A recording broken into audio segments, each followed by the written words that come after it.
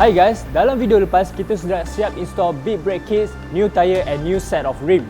Jadi dalam video kali ini kita nak tambah barang kosmetik.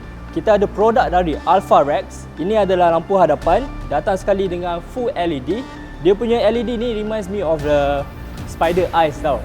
And lampu belakang pula datang sekali dengan dynamic sequential lights. Dan ada sekali reverse light. Yang best sekali, both are designed to be plug and play je. Jadi, tanpa buang masa, jom kita install.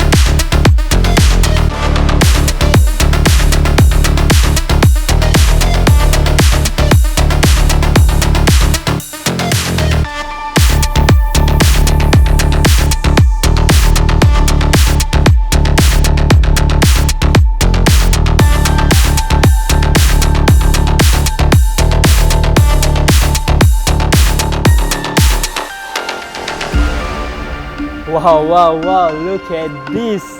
Lampu DRL dengan welcome light dia memang on point. Ada modern touch dan nampak lebih agresif. Confirm buat orang pandang dua kali lah. Nak bagi kereta GR86 korang lebih style, Alpharex is a choice.